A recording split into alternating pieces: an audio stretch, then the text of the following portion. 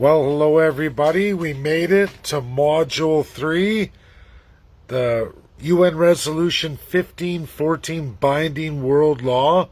This is the resolution where Russia signs the Declaration of Human Rights 1948, making it 5 out of 5 if the world would ratify this 1514 decolonization, meaning ending colonialism. We're going to go through it.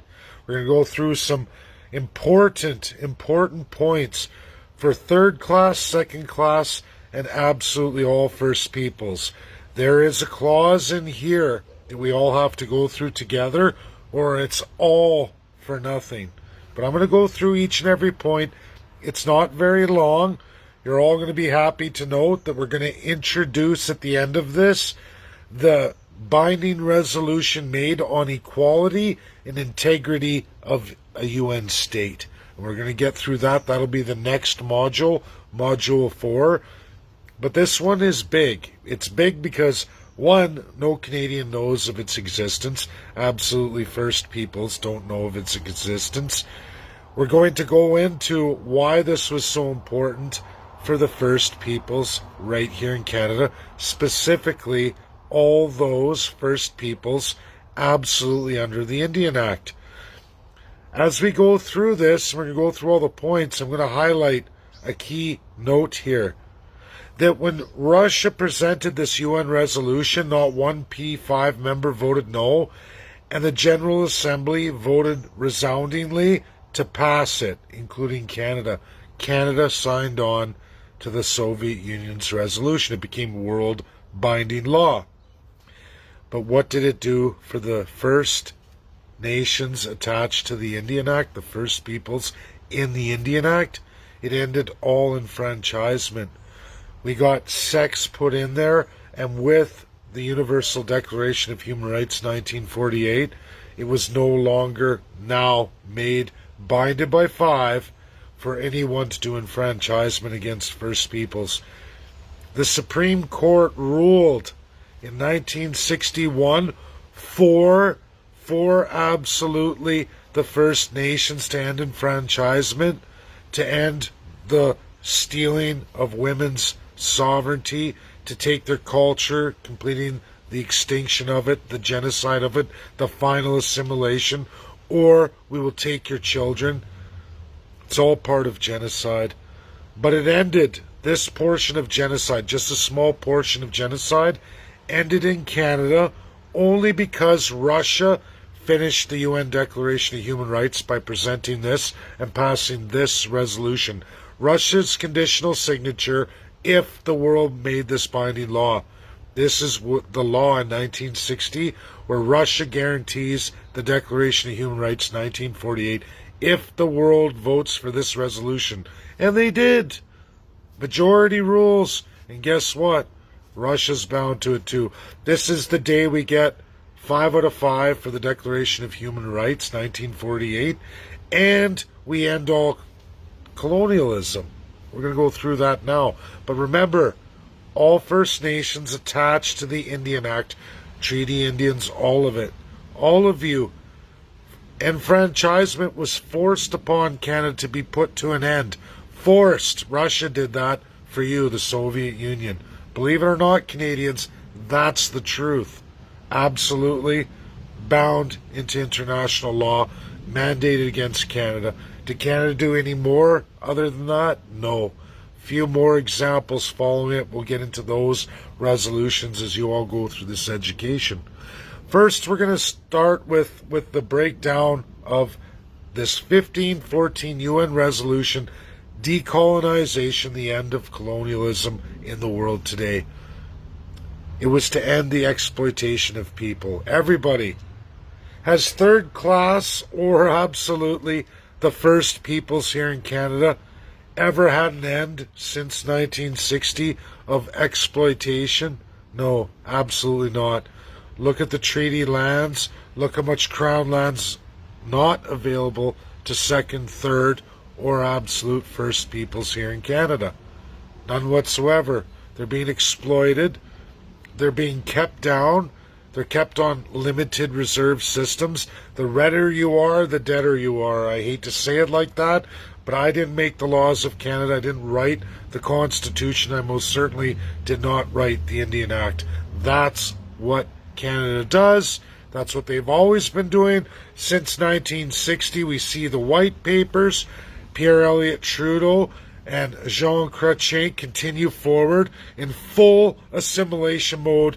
After this was signed, they take a big honkin' spit in the face of the UNSC allies, World War II allies, spit in their face, tell them to take their international laws and shove it. Number 2 of decolonization, absolute self-determination. Do First Nations have self-determination, let alone self-government and independence? No, not at all. USA has done this. Everybody. Richard Nixon, post this, Richard Nixon didn't win that election. He campaigned when he won the election in the 70s after JFK. 10 years later, Nixon ran in 60 on this platform, shared with USSR. Nixon didn't win. He returns 10 years later, wins president, and absolutely gives the American Indian self-determination. USA honors the international law. Richard Nixon gets the job done. Forward goes on because we all know he was assassinated by character according to the communists.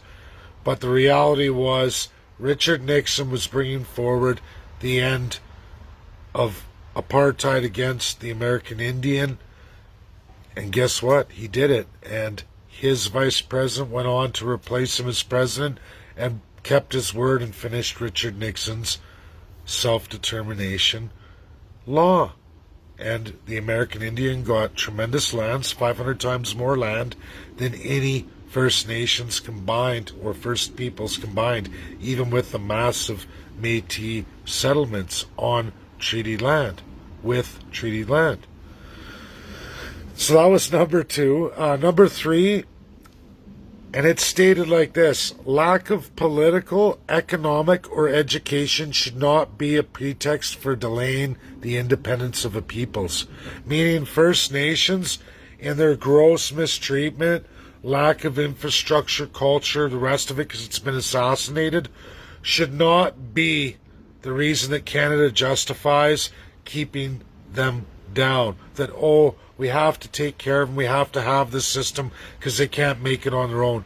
Of course they can't make it on their own. You made it that way. You're genociding them.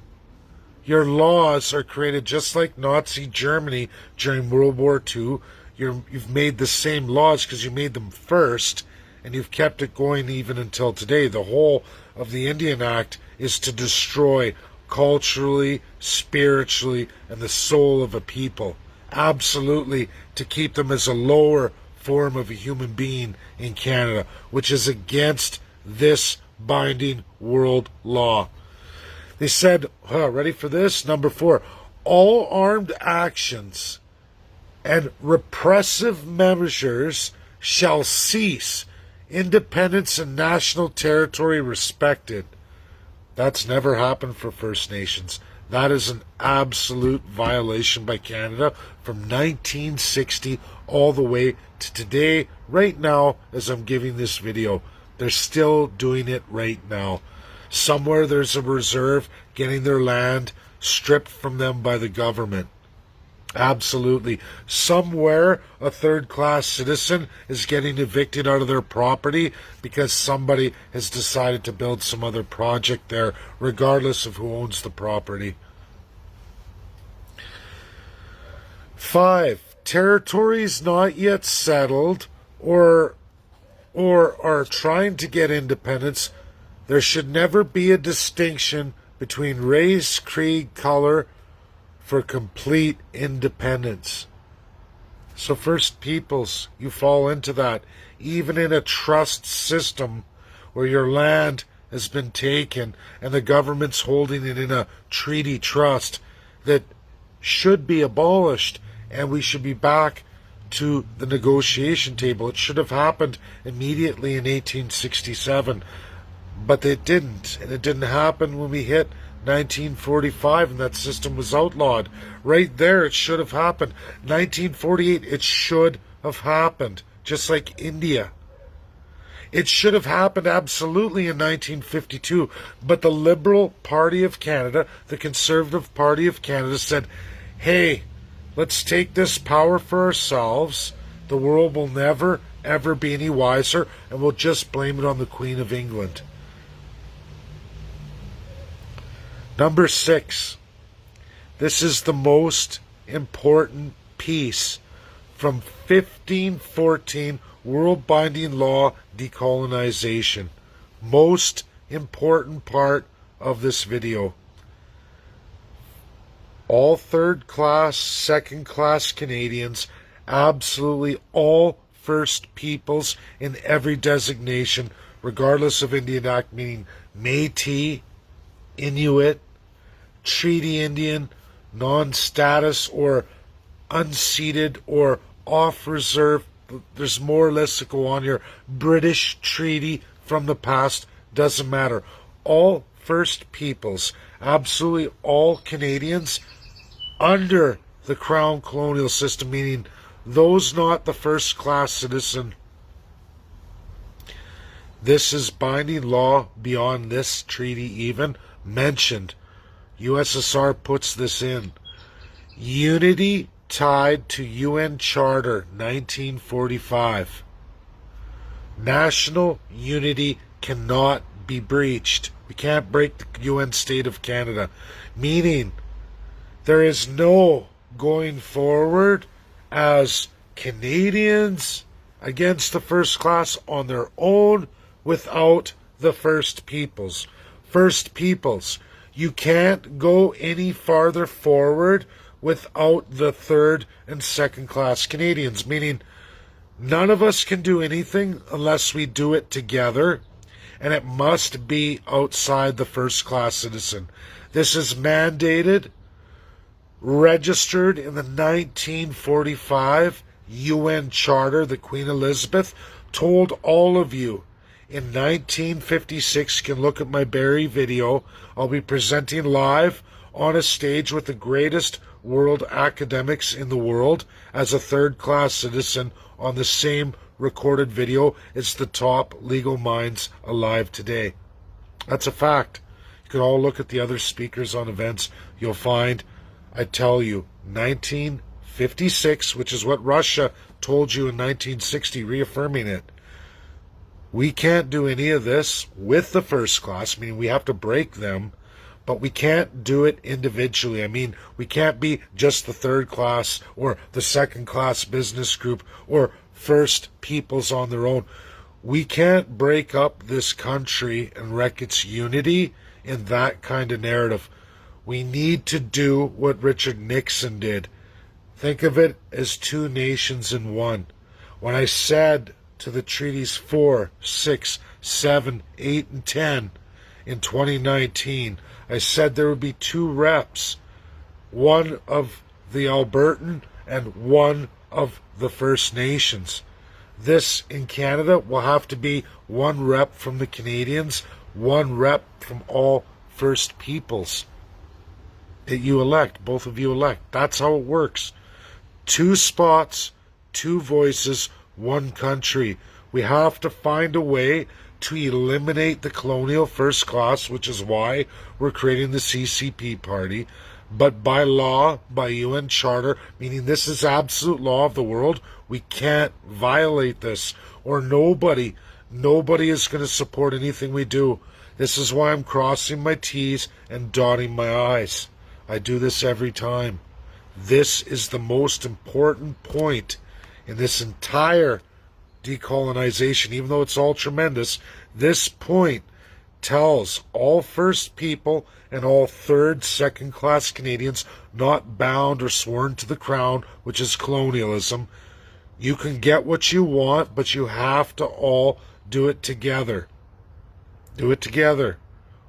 If you can't do it together, it can't be done. This is how the first class has been able to keep on going and going and going. Even though all the things listed here, it's because we could never get somebody to come forward with a platform in number 6, going back to the UN Charter, and number 7 is important too, but this one is huge because it absolutely addresses the First Peoples and Canadians outside of a sworn to the crown oath or allegiance or imposition or working for the government or being the government. We the people means two distinct peoples here, and they can't be crowned. They can't be crowned. That's the truth, everybody. Okay? Number 7, Charter UN, which means you have to follow the UN Charter of 1945. And there are a ton of rules there, and UNSC is all laid out for you there. How we go about the General Assembly, which we can't do because our first class won't. But the tools are left for the UNSCP5 is the narrative I've spent 4 years, which I'm breaking all of this down as we get one of the UNSCP5 to present our resolution. That's what this education is. We must maintain, this is number 7, you guys, the Declaration of Human Rights. And anything we're going to do and going forward for independence, we must enshrine the Declaration of Human Rights, which Russia does by just making this resolution and having it ratified by the entire world. And third, which you guys aren't going to get yet, it's in the next module, the Declaration of Equality and State Integrity. We're going to go through that. This is all about water rights, which we don't have in Canada, and not equally. I've seen you, Ontario. I'm going to see you, Quebec, but I already know the narrative. But physically, I've seen you, Ontario. Upper, lower Canada, you've got some bad juju here that breaches exactly Declaration of Equality and State Integrity.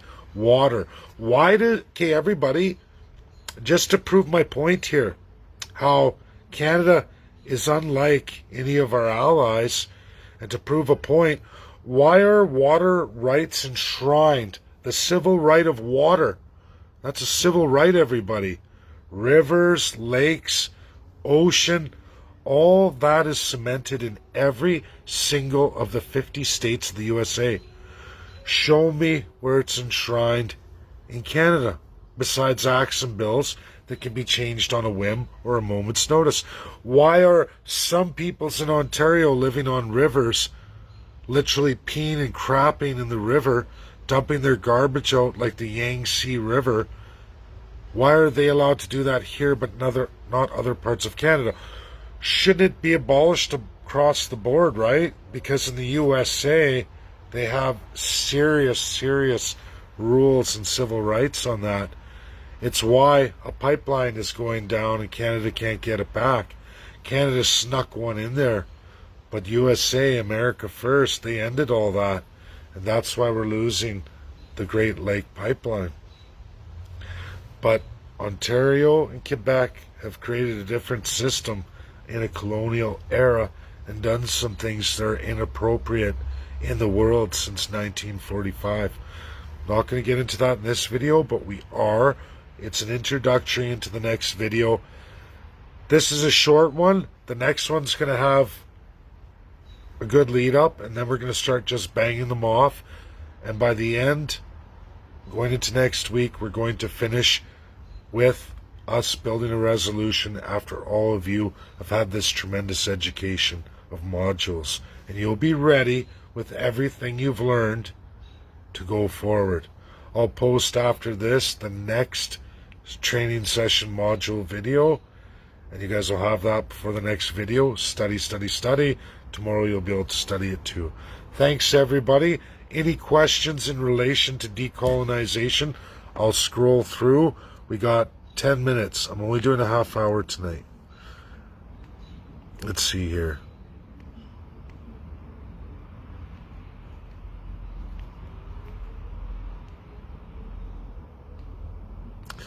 Scrolling through. Man, a lot of people came and went, eh? 46 on anyway. It's still good.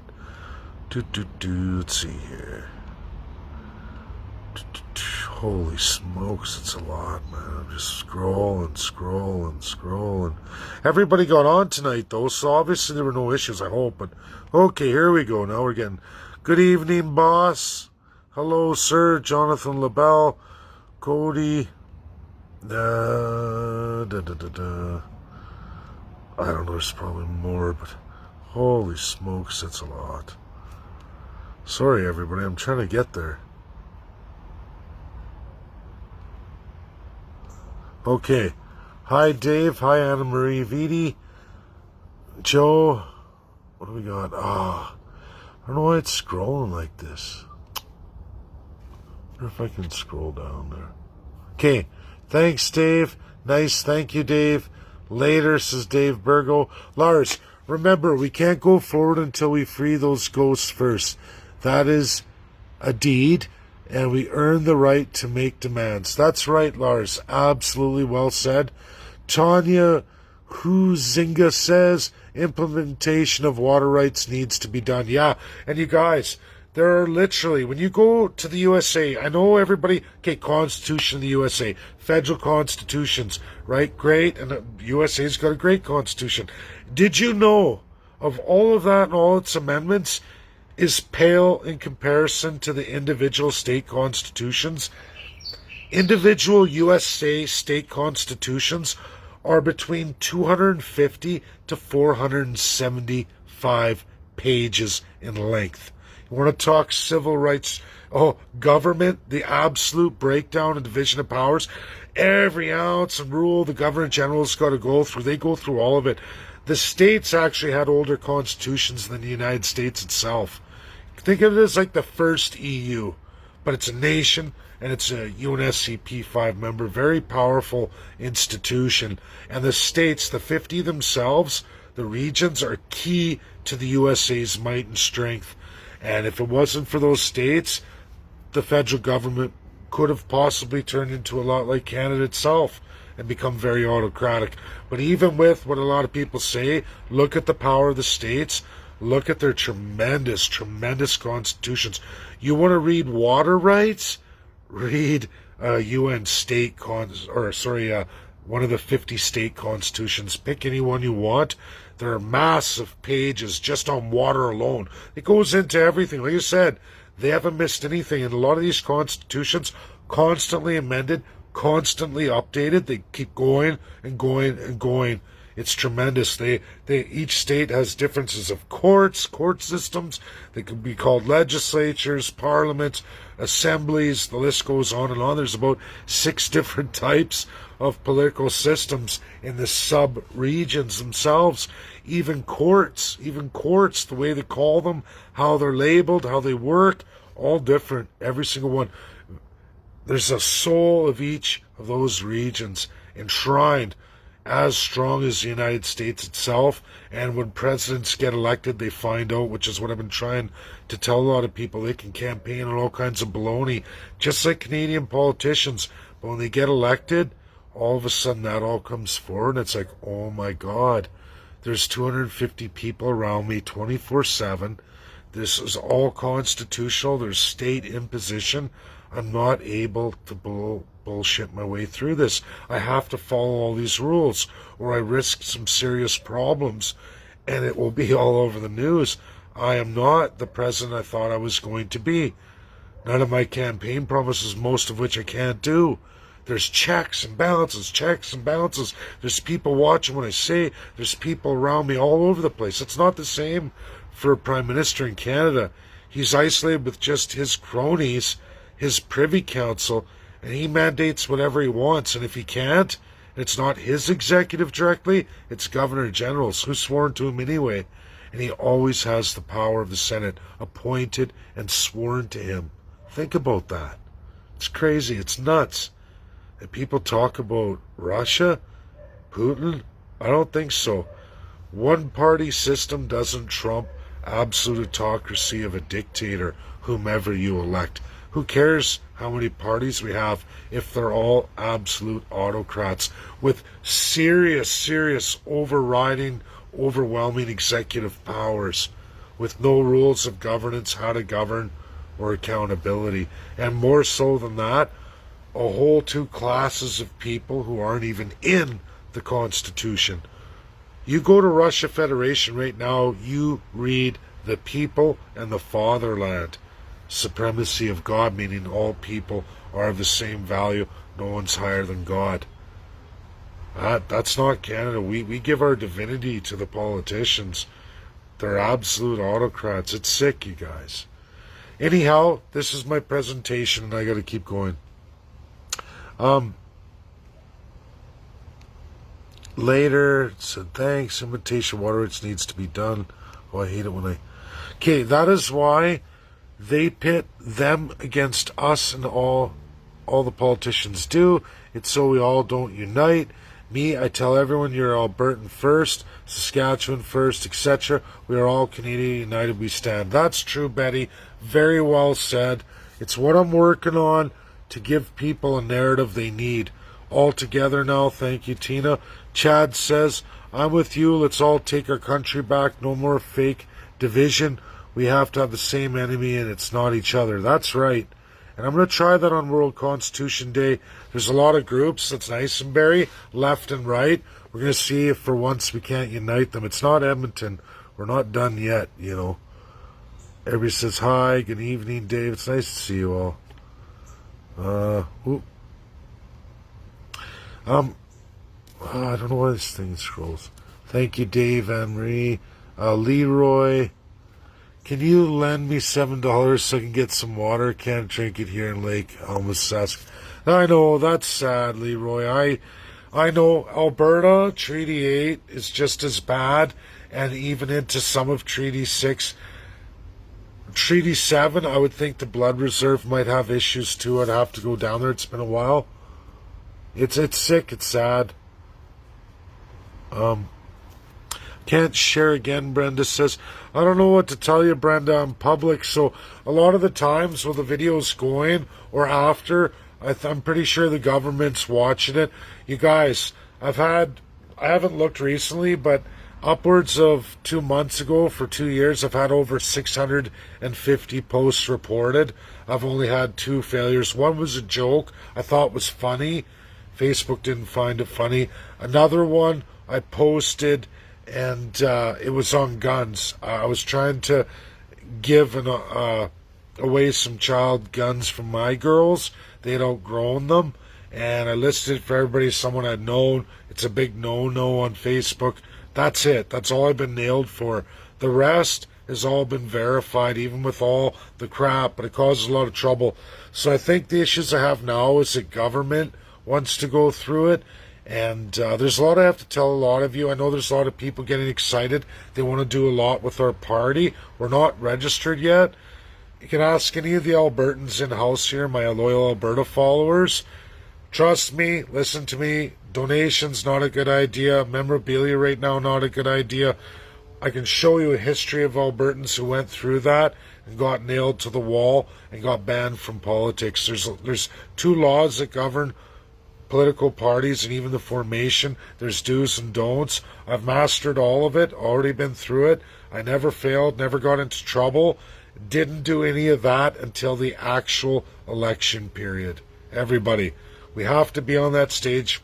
Once we're registered, there's a lot we can do, and then there's limits of what we can do at what times of the year and when.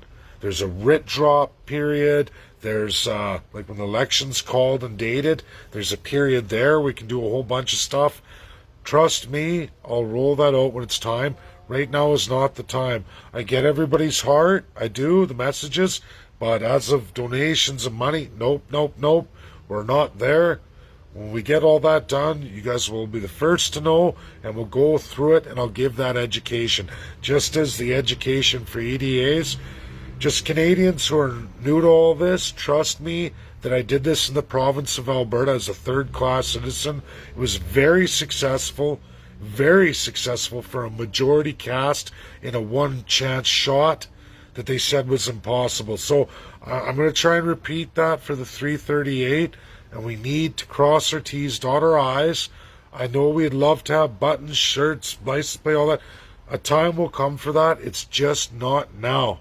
It's not legal right now, and it will only hurt us. I can show you a whole list of people blocked, penalized, and can't run in an election.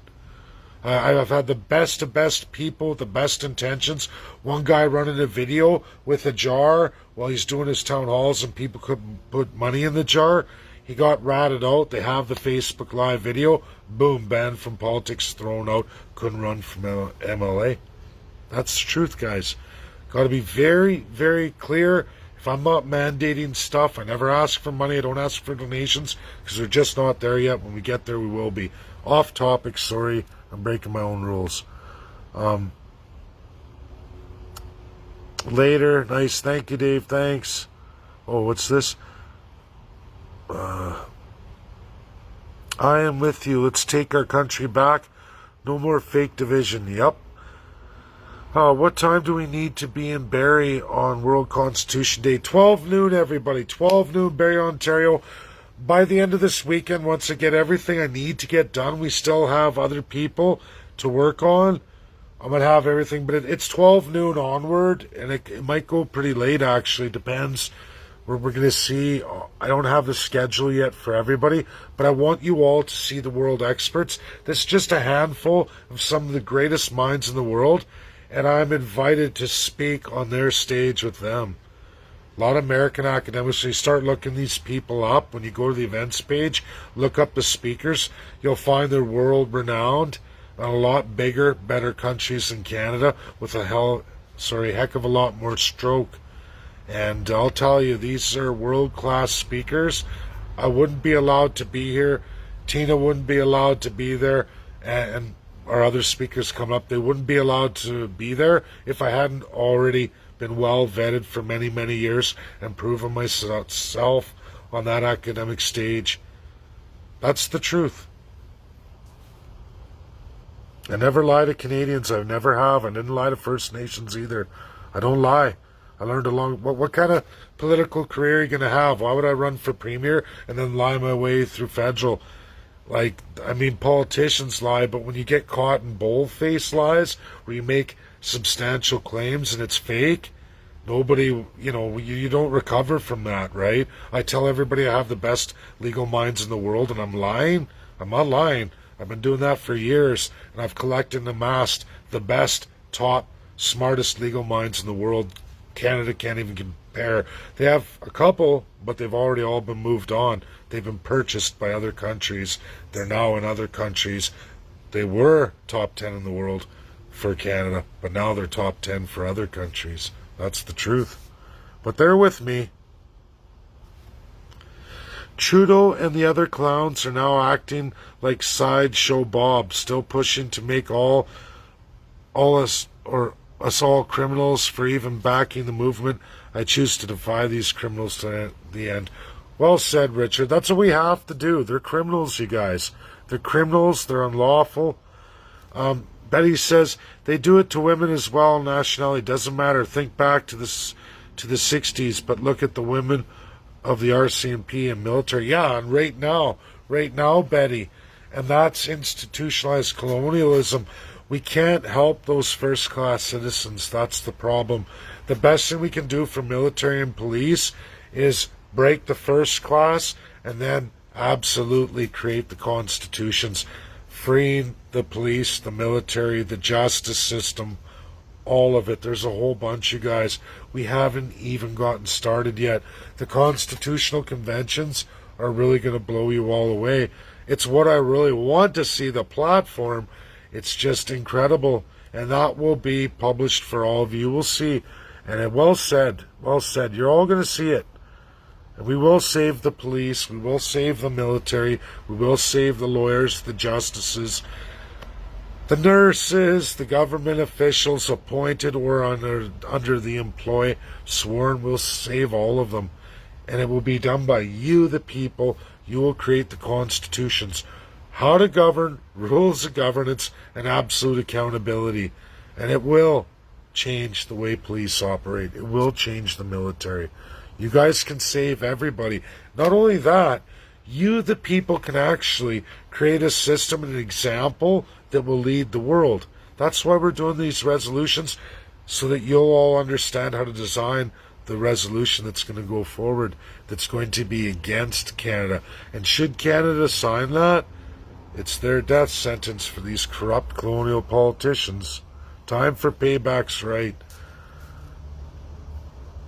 I got to get my notes. Be right back. Right on, Allison. Good for you. That was probably some time ago. Well, there's probably lots of comment.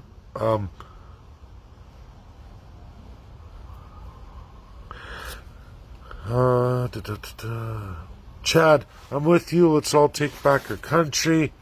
You betcha. What time do we need to be in? Oh, yeah, you said that one. I wonder why it scrolls down all the time. Everybody's asking about the Constitution Day. 12 noon p.m. Barrie.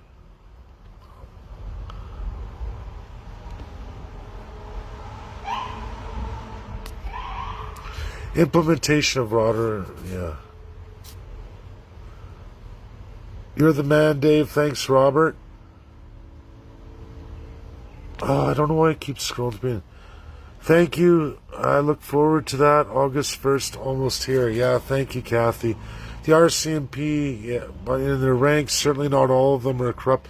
No, CJ, even military, not everyone's corrupt, but when your job, and lawyers too, but you know what I mean? Those kind of careers, either you go through a lot of schooling or you isolate yourself from society and your work group. It's its own little culture. It's hard to go back from that, right? You know what I mean? It's hard to go through a career in life and invest all that time, money, and change your whole lifestyle, your friend's situation, and then go forward. Oh, Mike says, call me Dave when you can. I will do that, Mike. It's going to be tomorrow. I'm going to try on a break, and tomorrow night's all yours, Friday night, Mike. We're going to get you worked out because this is huge. Told you, Mike. You got to be pretty impressed now. I have lawyers that want to be involved. Well, that's what we need, Mike. That's what we need, but they got to be Canadian. Canadian lawyers. They got to be. And we're going to have a talk about the presentation because, you know, this is USA-led. USA-led, really, and we'll have to have a talk. These lawyers got to understand, but I love it. We're going to talk. We're going to talk tomorrow. Tomorrow's all yours. Tomorrow night, Friday night. And Colleen says, have shared. Thanks, everybody. Great night. Great video. That was part 3, module 3.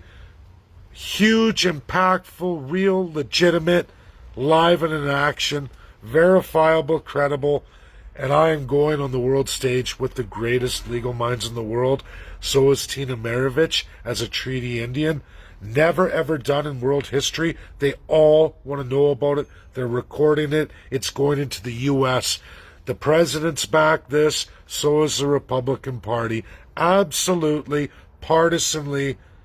And you know what? The P5 is too. I'm tagging all of them in it. They're all going to get it. And you know what? They're all going to love it. That's reality, because I don't do anything half-ass. 4 years in the making, everybody. And we're just starting the sprint. I told you all, we're sprinting through this year. I wasn't joking. And they laugh at me. I don't think they'll be laughing by 2023. God bless all of you. Good night. See you tomorrow night, 8 p.m. Thank you all. Good night now.